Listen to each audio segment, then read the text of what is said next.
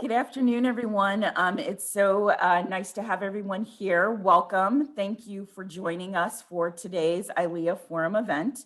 My name is Gwendolyn McNutt, CSEP, and I'm the chair of the ILEA Professional Development Committee. We appreciate your time and for you being here today. Today, we'll be presenting Let's Talk About Safety. Vendors share how they are keeping attendees and clients safe, powered by Giants Enterprises. ILEA is proud to team up with longtime partner Giants Enterprises to create relevant, timely, and high-quality webinar content for our community as we support our industry through recovery. Giants Enterprises is dedicated to the curation and development of new ventures complementary to the San Francisco Giants franchise by delivering larger-than-life experiences to millions at Oracle Park and beyond. Giants Enterprises creates memorable events abundant with excitement and engagement, both virtually and in person, for the varied partners as well as local and international visitors. Positioned at the intersection of sports, entertainment, meetings, events, tourism, and hospitality, Giants Enterprises provides a rare combination of people, experiences, and platforms necessary to create giant impressions. Thank you again, Giants Enterprises. Now, just a couple of housekeeping notes before we begin today's presentation. We will be recording today's session and posting it on the ILEA Hub. If you have any questions during the presentation, please type them into the Q&A and we'll get to as many of them as we can at the end of the discussion. Also, please share your thoughts and join in the always lively, interesting conversations in the chat. And finally, we'd love to hear from you and share your thoughts and experiences on social media using the hashtags ILEA Webinar Wednesday and ILEA Welcomes All. Now, after a short introduction, I will hand things over to today's moderator, Tiffany Roser. Tiffany Roser is a current member of the ILEA Board of Governors and the owner of the award-winning photo booth company, AllStar Photobooth. She is a motivated, determined, and inspirational community leader and also plans STEM CTE career exploration events for Nova Systemic at Northern Virginia Community College. Tiffany holds Global Career Development Facilitator, MBTI, and Virginia Community College Career Coach certifications. She earned a Bachelor's of Arts degree from James Madison University with an emphasis on public relations and a Master's of Arts in Higher Education from Western Kentucky University. She has presented programs, events, and training sessions on a variety of topics at the local, state, and national levels in education and in the event professionals arena. In her spare time, Tiffany enjoys doing voiceover work, spending time with family, and volunteering. Please welcome today's moderator, Tiffany Roser. Thanks, Gwen, and good afternoon, everyone, or good morning for some of you. Thanks again for joining us today.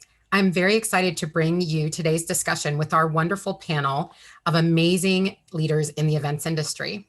Our goal is for you to come away with new ideas, fresh perspectives, and creative strategies to apply to your own businesses and careers. I'll take a couple of minutes to introduce our panelists and tell you a little bit about each of their backgrounds, and then we'll jump right into the conversation. So we'll get started with introductions. One of the individuals I just wanted to mention who was originally scheduled to be here was Judy Brillhart, CSEP and PBC, and she unfortunately was unable to join us today. We do have Linda Erickson. Linda, if you want to wave to everyone. So Linda currently serves as the Vice President of Sales at Events DC, Walter E. Washington Convention Center, and Carnegie Library. This experience has added to her strength as a leader who drives growth while developing high-performance teams. Linda was recognized for providing expert oversight to the sales team in executing sales and marketing solutions that substantially boosted revenue and expanded the market base. She also played an instrumental role in negotiating contracts with various marketing partners, as well as in establishing and implementing the Distinctive Meetings Package, DMP, a conference center concept within the convention center. Linda holds a bachelor's degree in communication from Arizona State University and is affiliated with various organizations various organizations, including Convention Sales Professionals International, Meeting Planners International, ASAE, and the Center for Association Leadership, Professional Convention Managers Association, and the International Association of Exhibit and Event Managers. Thank you for joining us today, Linda. Thank you. And our other panelist today is Jack Scafide. Jack brings nearly 20 years of experience to the events and meetings industry and currently services the Midwest as CORT Events account executive. He prides himself on the customer experience and regularly donates his time to industry associations.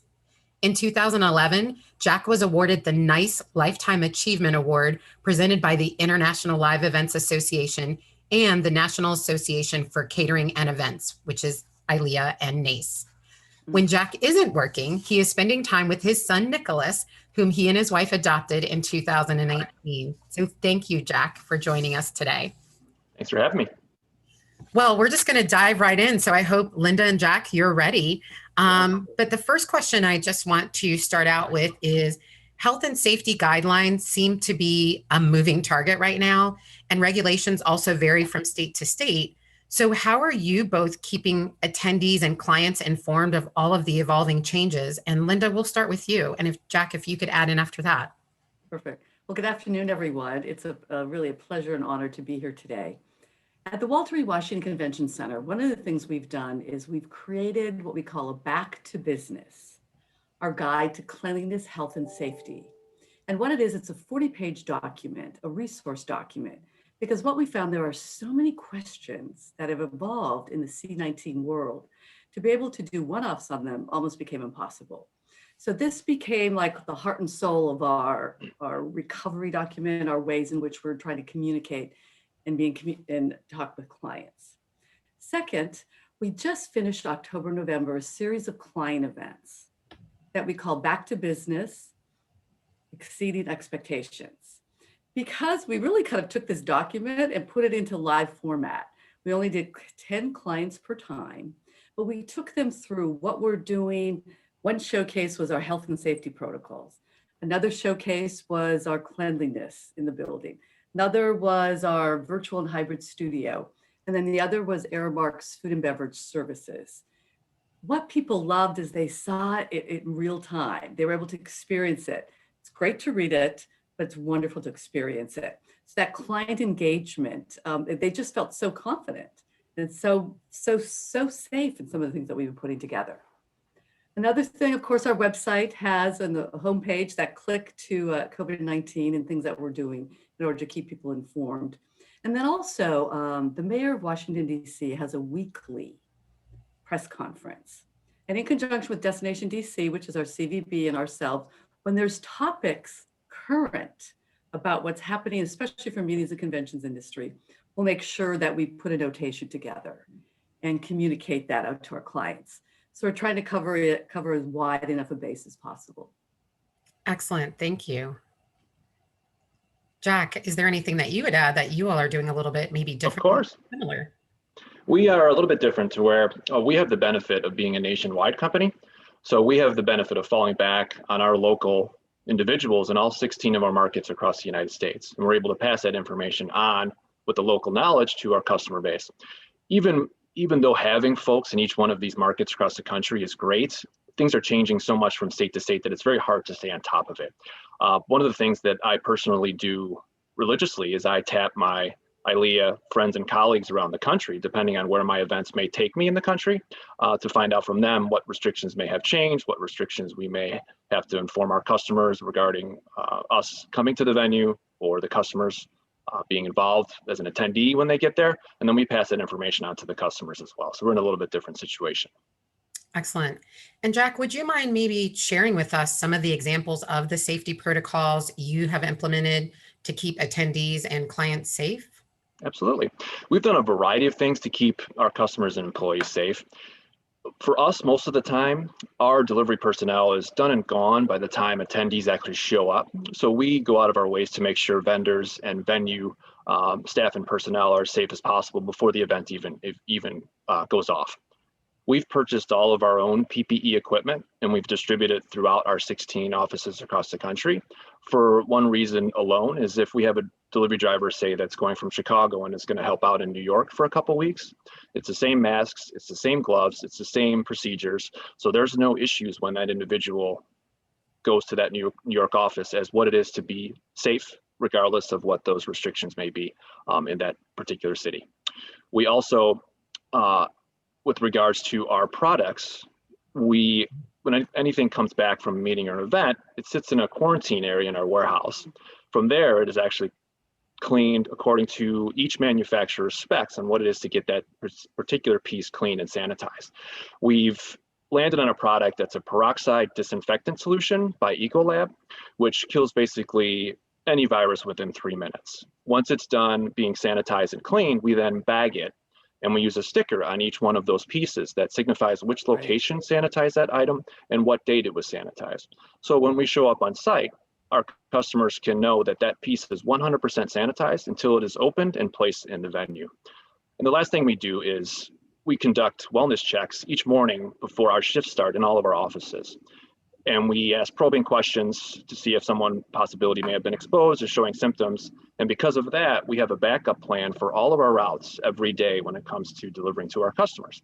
So if a driver shows up and is showing symptoms in the morning, that backup team already knows that they're the backup for that route, and they can then continue on, and there's no loss of service for our customers at all. Wow, it sounds like a lot of strategic planning and organizational management and a lot of documentation that's involved with that. And that's before the attendees even show up. Right. And then Linda, on your side, the same question, can you share some of the examples of the protocols you've implemented to keep attendees and clients safe? Well, we've been doing a lot behind the scenes also, since there hasn't been anyone in the building, right, for a long time. We've really had the ability to do some investments into cleanliness and sanitation and safety. First thing is a product called Certify Me. And this is when you come walking in the building, you're going to be greeted by a small little mini iPad. And it is going to say, hello, welcome. And what it does, it automatically takes your temperature. But the wonderful thing is you're not touching anything, hands are not going in anything along the way. Then that message goes to, if you're over above CDC requirements, like 100.4, then you will then be directed in conjunction with show management to discuss. Sometimes it could take a retest, but those things are immediately coming in the building. Next, what we're concerned about is, let's just look at elevators. Okay, those buttons in elevators, don't you think every time you press them now, you're like, oh my gosh, what is there? So there's this product called Nanoseptic that we've contracted. It's in all of our elevators. And you go in and it says Nanoseptic, and you press that button at 24/7, it's continually cleansing. It's a process that's a modular microcrystals. So it's unbelievable to me to really be able to have something of that nature in the elevators at that time. Another product we have in the elevators is called Fujitec iInfill. Now, Fujitec is both our elevator and escalator operator in the building. And again, you're in those small confined spaces. How is that air safe? So again, they've come up with a purified product that's microbiodegradable, and it then just cleanses, and those ions within the elevator become sanitized. So that's been a really exciting thing that we've been doing. And also just cleaning, similar to what Jack's been doing. We have an entire program that's been EPA approved on our surfaces. Airmark Environmental Services is our exclusive provider.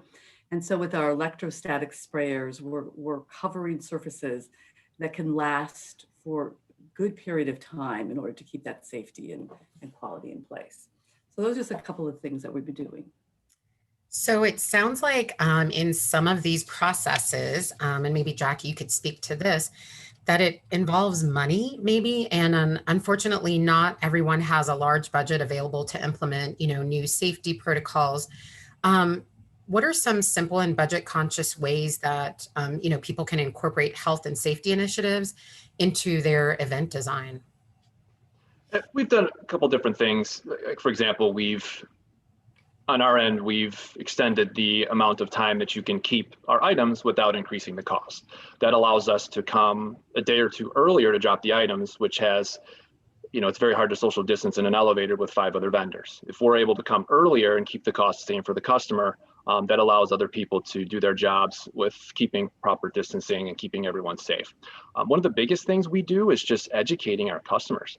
Our account executives don't charge anything extra for any planning or brainstorming that has to do with events. And we spend time with our customers creating floor plans, reviewing floor plans, suggesting proper distancing, explaining local restrictions, among other things. And this is all a service that we provide, whether or not that customer rents from us or not. We use all of our knowledge that we gather from all of our industry associations and all of these webinars that we've been on for the last, it seems like 2 years. And then we pass that information on to our customers on a regular basis. Excellent. Linda, we'll start this question off with you. What type of creative design ideas and products are you using in your safety plan, which I know you've probably touched on some of those? And how are you promoting social distancing amongst attendees and clients at the actual events? Sure. I think one of the key things now is markings, floor markings especially. So one of the things we've put into place, where it's in design right now, is what I've coined this elevator feet. So you think we can have the markers on the floor every 6 feet, correct? But it seems like when we get on an escalator, what we do is we kind of back up, right? One to the other. So we're going to be putting feet down on our escalator. And then every 6 feet as it goes up, there's going to be another pair of feet, and then another pair of feet. The purpose being is, how could show management ever manage that themselves? How could any staff ever manage that themselves? It's almost impossible. So this continuous thing going up and down our escalators will be able to automatically give people that insignia. Also, another critical area with a building our size, bathrooms, multiple bathrooms. You know how we all are about cleanliness in bathrooms, especially women, I think, especially women. So what we've done is we have their stars. That's kind of our floor markers, our stars. And on the stars, it says together, but 6 feet apart. And so we place in front of all the sink stalls in the bathrooms and on the doors, because you can only really go in every other bathroom. So that bathroom you can't enter will be locked. There'll be star on the bathroom that you can use that, and then you can proceed accordingly. So that's some of the things we've been doing with bathrooms. Also, when we're getting back to the business of large events, and these policies still need to be in play, we're probably going to bring an attendant in the restrooms at the expense of the convention center to kind of monitor it. Because, when we go on a break, there can be lots of people, right? That's the first place people tend to go during a break. And also, we're very fortunate in the convention center, our digital signage. We have over 200 permanent digital signages in the building, but some of our flags are like 20 by 15 feet. So we can deliver communications of things that are vital, like, go this way. Directional can be a great example, but it can also be just for any kind of safety measure that we can keep in play. It seems to be some of the things that we're doing on that creative design idea. Excellent. And Jack, what about in your area that you've experienced? Yeah, something that everyone can do, and we've actually been using since the beginning of this crisis, is using a simple 6-foot grid when laying out your event. And I believe all of the space planning tools around now have incorporated this into their products. And what it is basically just a 6-foot grid that you would place your tables, your chairs, your buffets.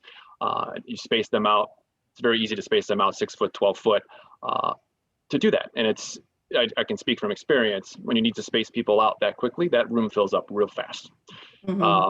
Real fast. So that's something that we use a lot of. Another thing that we've discussed is having someone's owned space within an event. And what I mean by that is, instead of having a banquet chair or a folding chair in the center of a room with nothing really around it, making that more of a larger club chair with having their own end table and their own surface, and making sure that you run power to that individual, and that becomes their own space for that entire duration of that convention or show or event. What this allows is that person is now a little bit more comfortable. They have more resources that have been brought to them, and they are less likely to get up and travel around the venue and possibly be exposed or expose someone else to something when that happens. Another thing that we've done is we've used our items to create barriers and directional things that we may not have done in the past. So if you think maybe a tape or a floor lamp and an end table and a piece of decor in the center of an aisle or a hallway in a venue, that creates distinct walking areas for those individuals, again, so no one bumps into each other in doing that. And then using our pieces, larger furniture, decor pieces, to guide folks through the event versus having someone just walk around willy-nilly, using signage from the venue, like Linda was saying, or your own signage to educate those individuals of where is it to go to be safe and how is it to get out of here without having to interact with someone else. Excellent.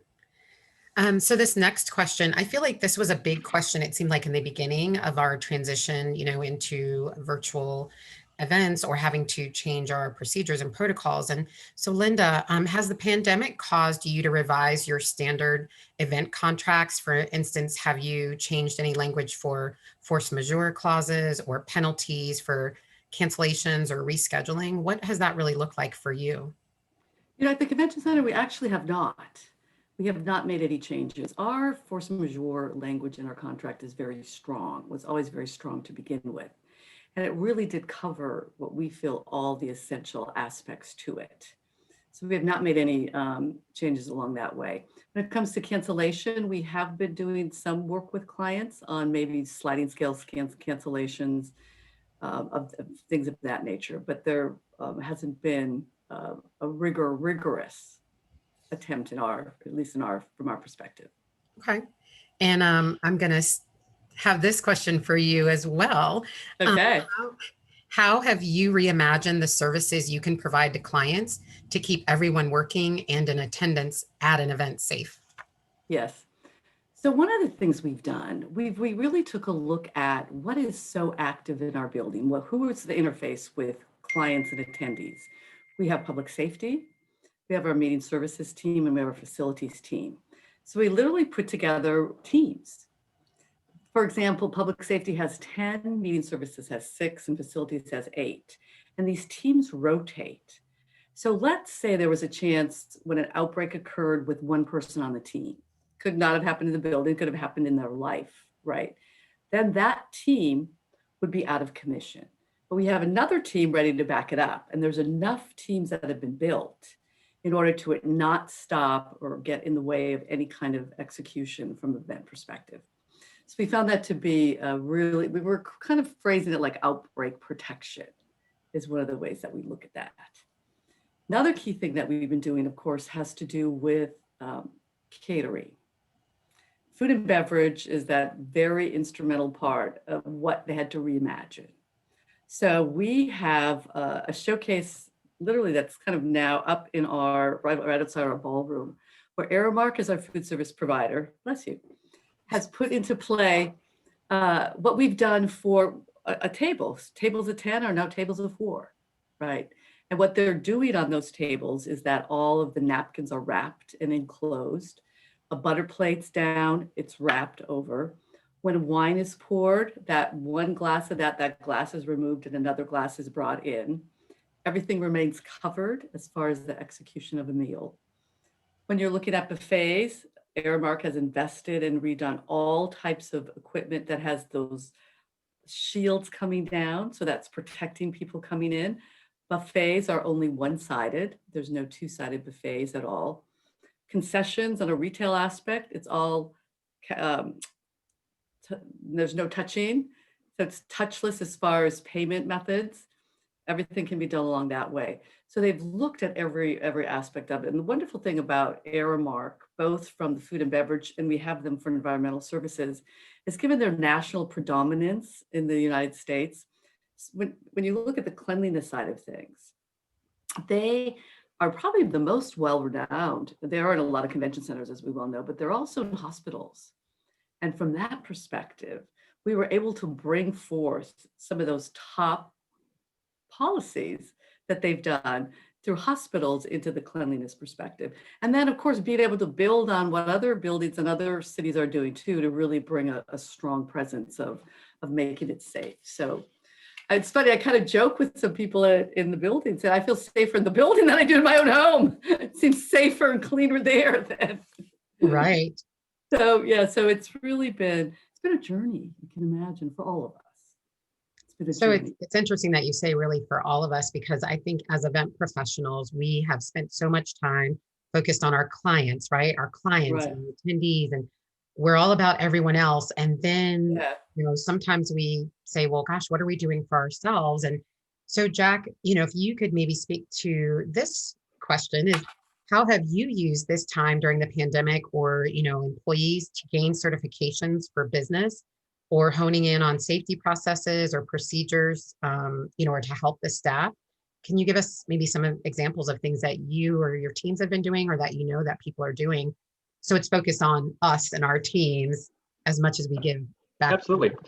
One of the things that we've spent a lot of time on is making sure all of our 16 locations across the country are GBAC certified, which is GBAC, and it stands for Global Biorisk Advisory Council.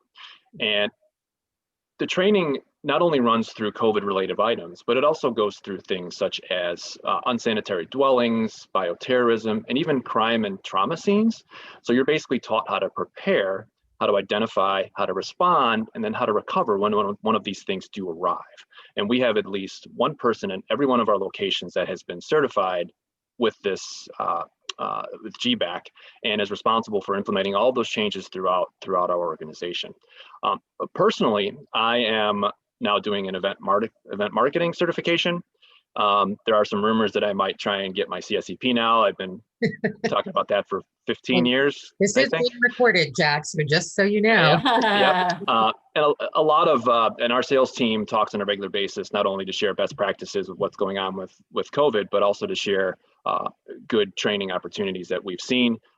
Our staff is, a lot of folks have gotten their CMP, their CPCEs, all these different types of association sponsored certifications just to grow our knowledge base when it comes to just events in general, not only just the COVID portion of it.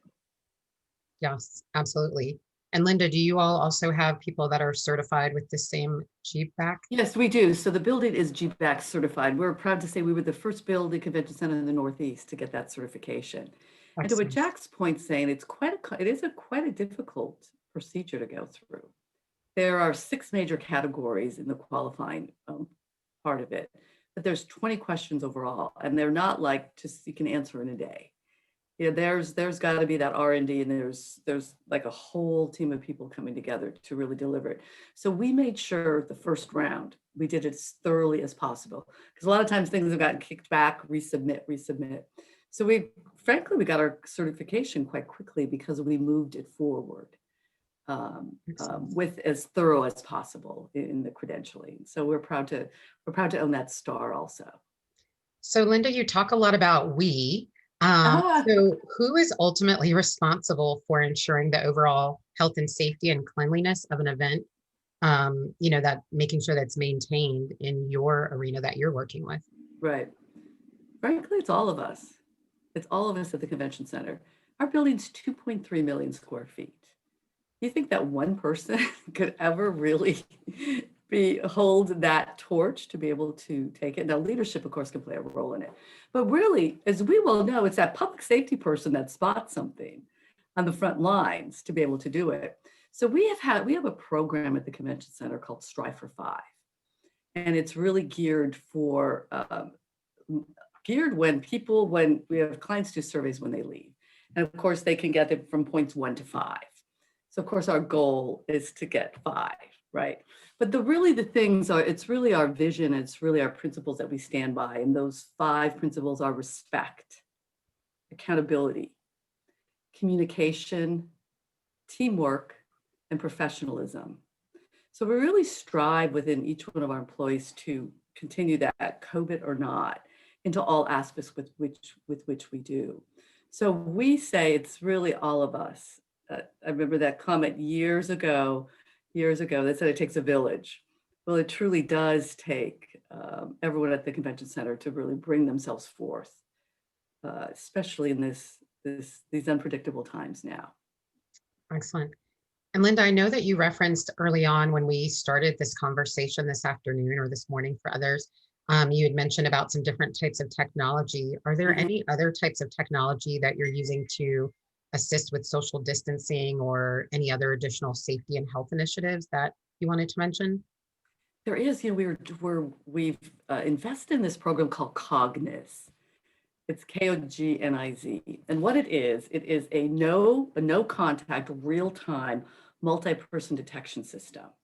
So for example, when I talked about certify me in the first part, when you come in, stop and get your temperature, that's one thing. But so if you have 10,000 people, you can't have 10,000 people waiting in line to get checked that way. So this AI, it's actually quite fascinating, this AI program. What it does, it can scan large areas in the convention center, right? We've got cameras situated at 8 particular points.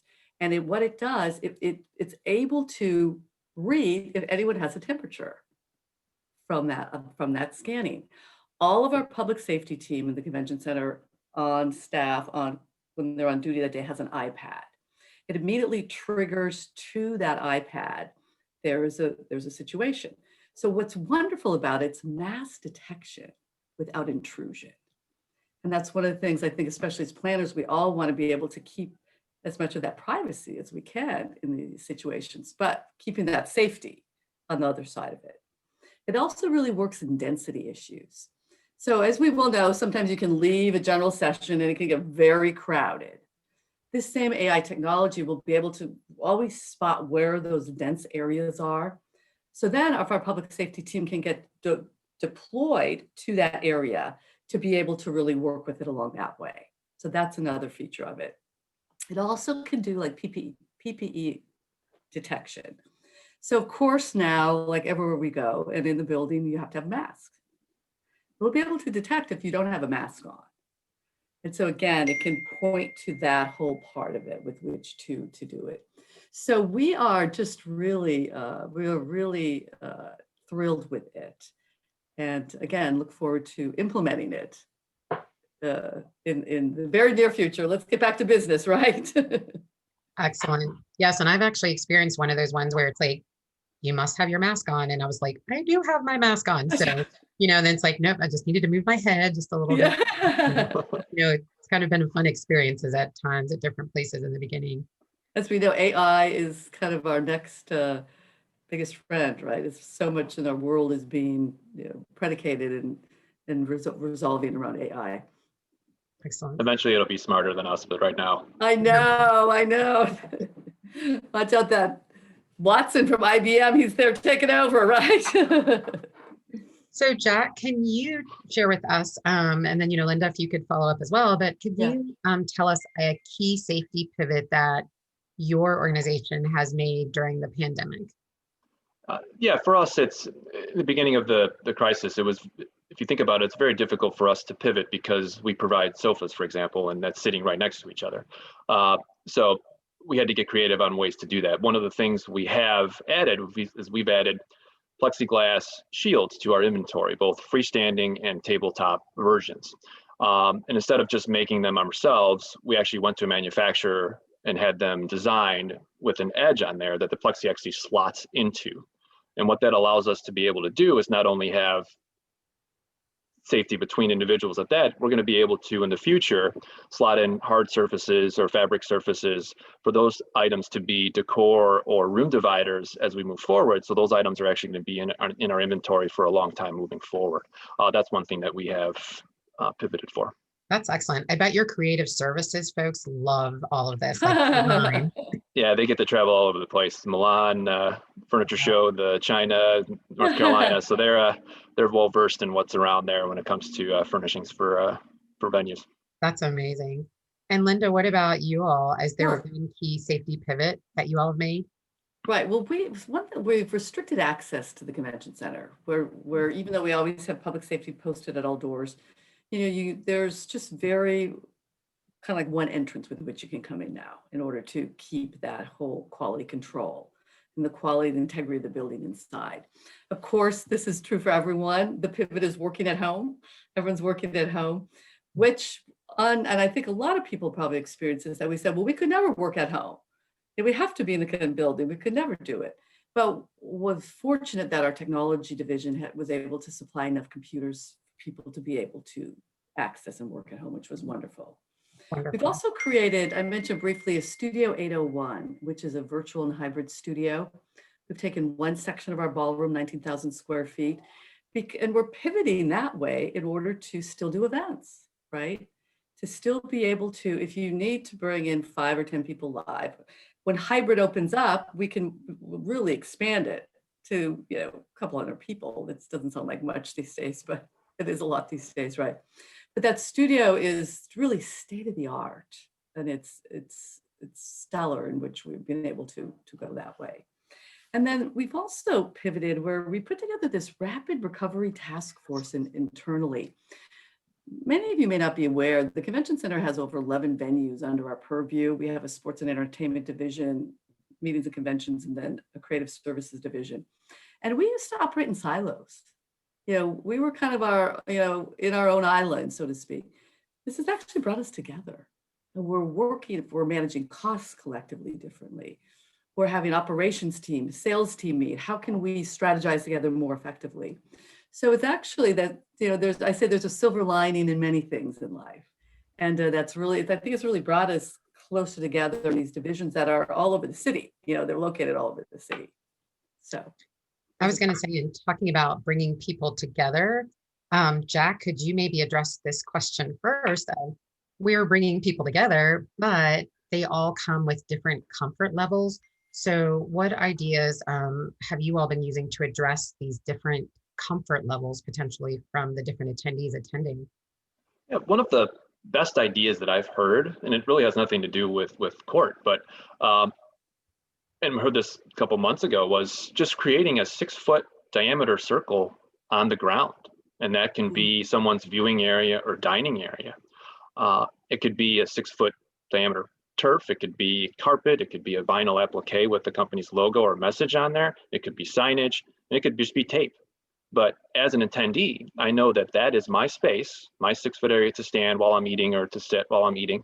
And walking up to someone, I know where my space starts and where theirs ends. So if I'm uncomfortable, I can then stand in my circle and kind of feel a little bit more safer with that. I thought that was a great, very easy idea. And it goes along the lines of the footprints in the elevator and the escalator, although you don't have to play hopscotch on the escalator, which you would have to do in the circle. But it's a very easy idea, and it's been adopted in places. Excellent. And Linda, what about in your areas? Anything addressing the comfort levels? I think the thing that we've seen, we've discussed this internally, that it's really about really informing show management what we're doing, to really get the word out and all these protocols that we put in place in order to let them know that we're increasing our safety and security as much as we can. And then also what's happened for us is that we've, many of you may know, we still is up as an alternative care site. We built a hospital for COVID-19 patients. Luckily, we haven't had to use it at all. So that was a blessing in disguise. But the mayor, we decided to keep it up since there's no major conventions in-house. But we worked in conjunction closely with, it's called HSEMA, it's Homeland Security. It's like the emergency, it's like the FEMA of DC, along with the DC medical team. And we were able to get inside what it really takes to make these places sanitized and protective from that hospital perspective. For example, in the hospital, we brought in these showers. So get a load of this portable unit of showers that can shower like 10 people. There's a woman and a men's section, right? So when they come to report for medical duty, let's say that we had a full house of patients, you come in, you take your clothes off, you shower, you put your PPE on, you go into the hot zone, you do your shift, you come back out, you take the PPE out, you shower again, and you leave. So suddenly we're a hospital, right? So things of that nature, that learning, that education, we know we got grounded in ways that we probably never would have been able to before. So that we feel is really, we can provide that level of expertise, which equals comfort. Excellent. And Linda, I'm going to lead with you for this last question. What one piece of advice would you give event professionals regarding the implementation of safety protocols at their venues or related to the services that they provide? There's 3 points, but it's one sentence. Okay. We knew she'd find a creative way. I know. Right? Plan for the unexpected, stay open-minded, and be willing to adapt. We all are in this together, and we have to collectively all look at that way, because as we know, what is happening today could not be tomorrow. And then when your event is 6 months out from now, it's an entirely different scenario. So that's what our words of wisdom to share. Thank you so much, Linda. And Jack, same question. What is one piece of advice you would give our event professionals regarding the implementation of safety protocols at their venues or in their businesses? So be a more cohesive team. Event professionals inherently are good at bringing teams together when it has to do with an event. But in this time, I think we need to be even more of a cohesive team. And what I mean by that is, prior to COVID, I may not need to know who or when the linen company is dropping the linens off. But now, when we're trying to keep the least amount of people in a freight elevator as we can, knowing all of the vendors, knowing all of the timelines, knowing all of the safety precautions of the venue, of the corporation who may be putting on that particular event, all of the vendors, knowing all of that stuff prior to only helps us be more efficient and more safer on site when we get on there. So as you're putting together your event teams, make sure that you're including everybody where in the past you may not have. Another example is I don't normally see the VEOs at hotels, but now I'm being included on those, so we know exactly who's going to be in what room when. And then I have two, so I'm going to cheat. But use your local ILEA chapters as like a sounding board and to keep your own self sane. So my local chapter in Chicago has done a fantastic job of setting up roundtables and setting up happy hours for no other reason, just to get together with folks in our industry and have discussions. We've been decimated. People in our industry have been falling on hard times more than most industries in this country. And just to talk through and get ideas and to know that you're not the only one in the boat is great. So if you have an opportunity, and most of these events are all free, you don't have to be a member. It's just literally getting people together in our industry to have discussions. So I thank our Chicago board for continuing to do that. Excellent. And we have a couple of questions from the Q&A. And Linda, I know that you had discussed about things related to ventilation. And the question was, has the topic of ventilation been discussed? But how did you all determine what you should utilize or how to seek out these ventilation options? Yes. So that was really our Vice President of Facilities did a major research project into which technologies to invest in and use. And so it was back to that rapid recovery team that I said that we put together. It was kind of a collective decision along that line. And when they were building the ACS, when they were building the hospital, there was a whole negative airflow process that was required, because FEMA was the people that came in and did the original build with Army Corps of Engineer, were the two critical components to it. So that kind of started paving the way of things for which was to then make those decisions from that. Excellent. And I think this probably would go along with your area too.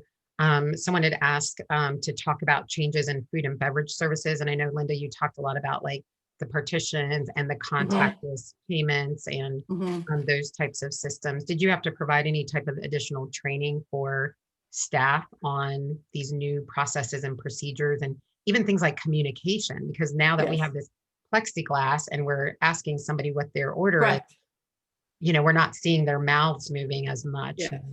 Was there any? Yeah, absolutely. Aramark has a huge program of staff cleaning. In fact, one of the things that they have, it's called Clean Team. First of all, there are these green vests that say on a Clean Team.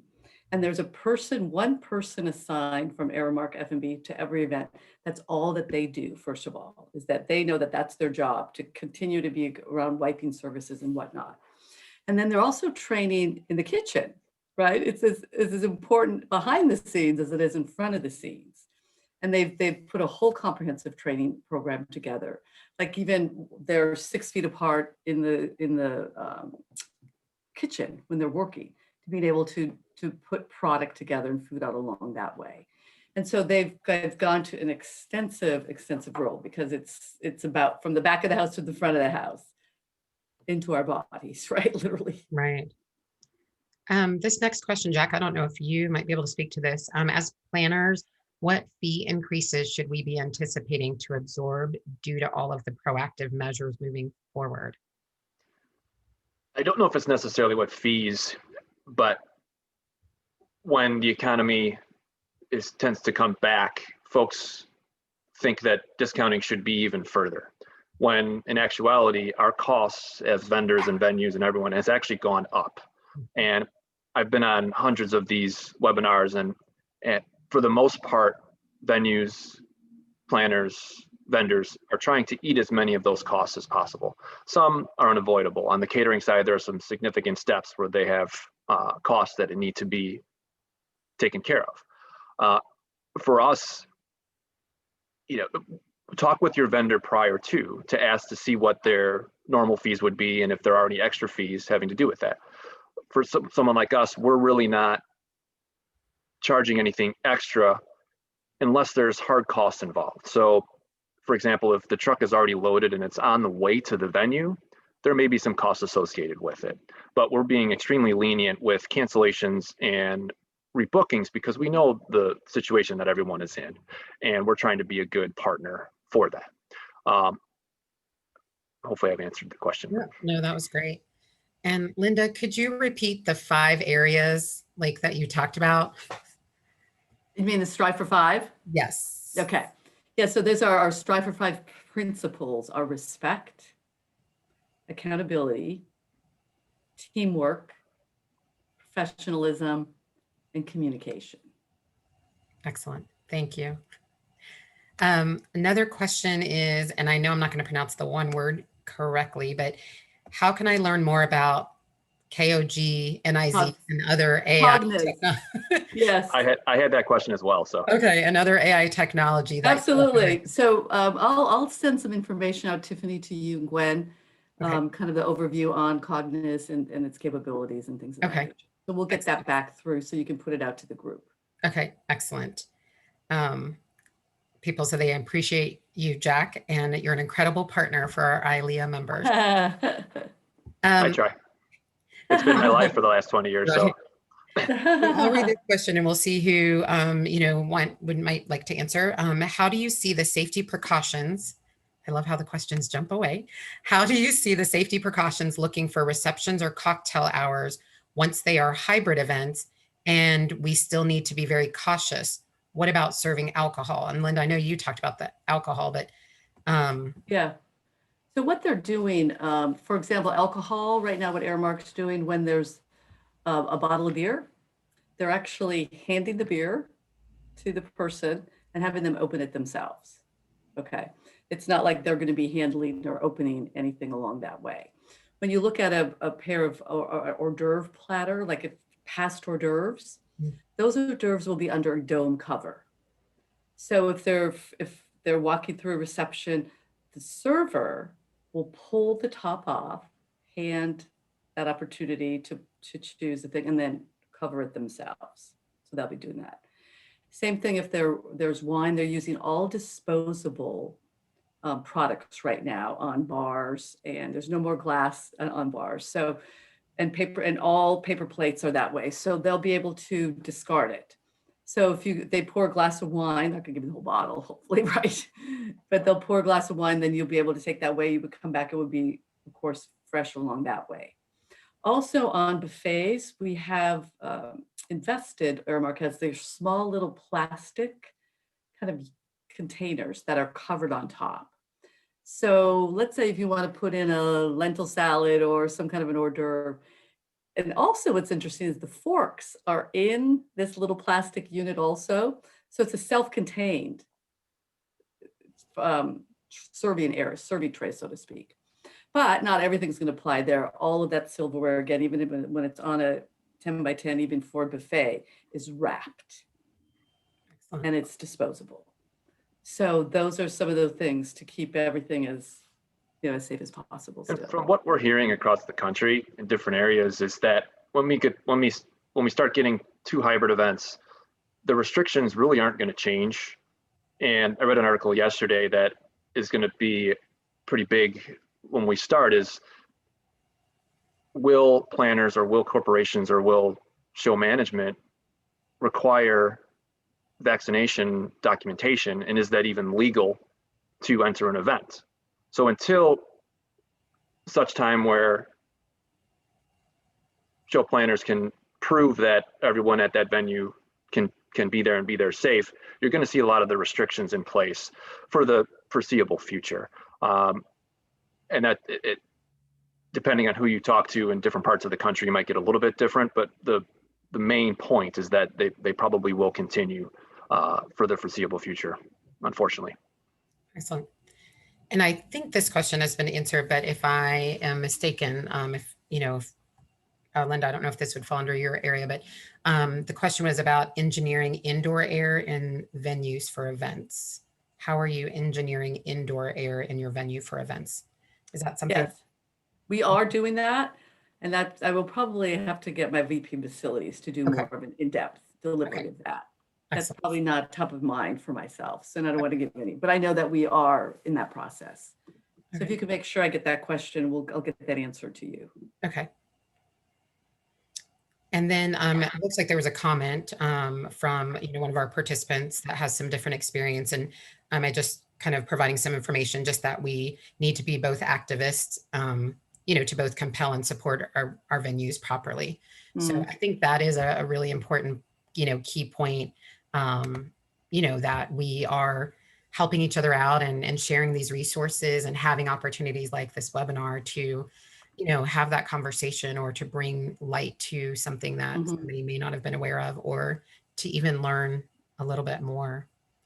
So now, Gwen, I was focusing on those questions in the Q&A. I don't know if any other questions from the chat that we wanted to address, or how much time we really had left. We actually only have a couple minutes left, and everybody was putting their questions into the Q&A, so so we didn't have to go search for them in the chat.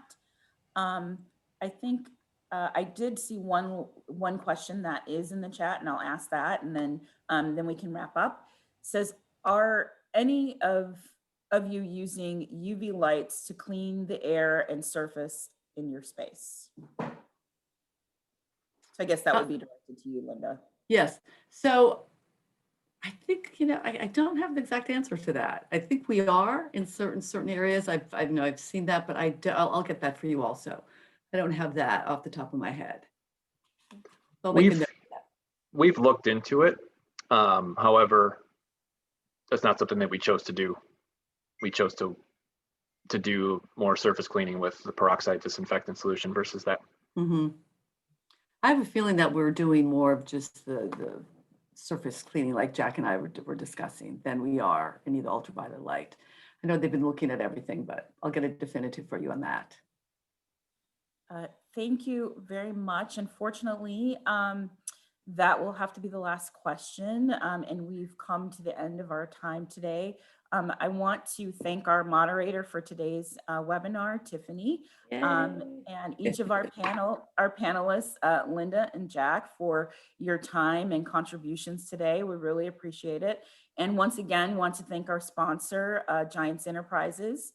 And we'd also like to invite you to join us for our final webinar of the year. It's been a great year of webinars, and we're excited to finish the year strong. So our final webinar for the year will be on December 16th, and the title is Minding Your Business, Get Your Financial House in Order in 2021.